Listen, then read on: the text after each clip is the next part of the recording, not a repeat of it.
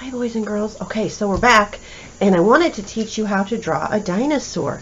So first of all, I wanted to show you like the body shape. So when I'm looking at the body shape of this Tyrannosaurus, or I think it's a Tyrannosaurus, he has kind of an, I would call it almost a pear-shaped body, an oval head. And if you look at his legs, this is kind of a pear shape, and this reminds me of a chicken drumstick, but kind of a pear shape, or an oval, you could say, with another oval. And giant feet. Look at how big his feet are. They're almost as big as his head is. Okay, so when we make them, we got to make sure they're big. And look at his arms. His arms are very small. They're only about half as long as his foot, maybe even only a third. So we got to keep that in mind when we draw him. Oh, I just saw that that's kind of got a glare on it. But if you look at the length of his arm, it's very small. So let's go ahead and get our paper out and start. Now I'm going to draw this pear shape, but I'm not going to draw it tipped back like this. I'm actually going to make him standing upright. So I'm going to start with kind of a pear shape right in the middle, like that. And then I'm going to put, I can't really see his neck because he's got such a big head, so I'm going to just make a big oval head right on top of that. And you notice how I'm overlapping it? I want them to be connected, so I'm overlapping the oval for his head and the pear shape, and then I can get rid of this top of the pear shape, so this leaves like his jawline right here. Okay, and they do have big mouths, so I'm going to make a big mouth line right here. Now if you want his mouth to be open, you would come back like this and erase that little line, and then you can put your teeth in there or however you want him to look. They do seem to have a really small eye, so I'm going to make a little oval, or you could make a circle there. I'm going to make an oval with a circle in it. And then for his tail, oh, we didn't really look back close to his tail. This one you can't really see his tail, but I think his tail goes like all the way out to here. It's almost as tall as his body. Let's look at some of these tails really quick. Now his is shorter, but look at this. This Tyrannosaurus's tail. Here's his body, and his tail is even longer. It looks like it's really long. So I'm going to make a big tail. I'm going to start right here at the kind of the curve of that, and I'm going to make his tail wrapped around this way and then come back. Now I could have wrapped it up high. I could make it go up high, or I could make it go down low. This looks like it's a little too skinny at the tip here though, so I'm going to actually thicken that a little bit by making that a little bit of space in there, maybe even a little thicker. So it's almost like we're taking a triangle and we're bending it, isn't it? That's what his tail is. It's kind of like a bent triangle. Okay, so we've got his tail. Now his legs, if you remember right, they went like this, kind of like the bottom part was like this, and then there was that chicken drumstick. I'm going to kind of do this, and then we're going to do an oval that comes around it, like that. Actually, maybe I need to go back and make this even bigger. So we've got kind of like an oval shape here. Actually, I could have made those into ovals. An oval and another oval. Maybe that would have been easier to do our ovals sitting like that. And then our foot is kind of an oval with big toes on it. 2, 3. I could only see 3 showing, so I'm just going to do 3. And each toe has like a toenail coming out of it, like that. Pretty cool. Now let's see, and he has 2 legs, so I got to do another one over here. So if I imagine that this oval is here, probably the only part of it you would see is this little bump right here, and then it's going to come down. So this is like this is the oval here, right here. Okay, so we need a back side to it, we need a front side to it, and then we need to put the oval foot on with the big giant toes. Now there's some lines here I want to get rid of. You can see that this overlap right here on the toes. I want the toes to show, but I don't want that line there. I might even erase all of this line, so it looks like, oops, so it looks like the toes are connected to his body like that.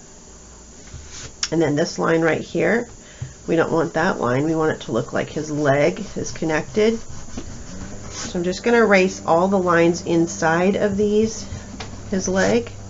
And then over here, same thing. I'm going to erase that line because there was a line right here. Okay. Now he has really teeny tiny arms, so I'm just going to do, let's see, and they've got their, so here's one oval, another oval, and then his little hand is kind of like that. So I'm going to connect two ovals. So see how those two ovals are connected? That makes it look like his arm has a bend right here. Okay. And then the next arm, oval, oval, and then the three little fingers.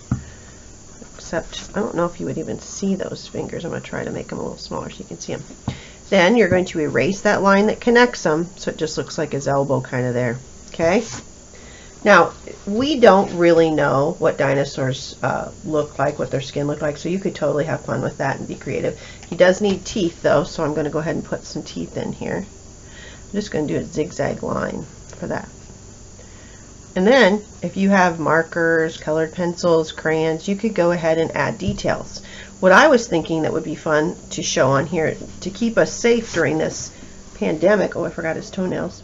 And I forgot to erase a line down here. I'm looking at my lines. I did forget to do a little bit of erasing. You have to kind of look at it before you're all finished. You have to go back and look and see, did I erase everything I wanted to erase? Does it look like what I want it to look like? Maybe go over your lines a little bit darker. If Mrs. Walker was doing this in the art room, I would probably have you outline this with your Sharpie. So I'd probably have you go and take a Sharpie and go over each one of your lines, and then we would color it in or paint it.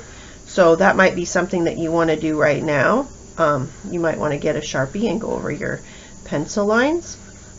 And then it's kind of like you've made yourself something that you can either paint or color in. If you happen to have watercolors at home, you could paint it. If you don't, you could use your crayons or colored pencils or markers. Now, when I do markers, I was going to show you guys a marker trick. Because markers are so dark, and maybe I don't want him to be a really dark color. Maybe I want him to be like a light green. The trick to doing that when your marker is only one color of green is to take your marker and use it like a watercolor. Okay, and I'll show you that in just a minute here. Let me get this traced. I'm almost done. All right, he might have nose hole too there. We better put a little nose hole. I wonder about its ears. I didn't really see any ears in the picture, so I might wait on that. But for your markers, let's say I want him to be green. So I get out my green marker. I could color around the edges of him like this.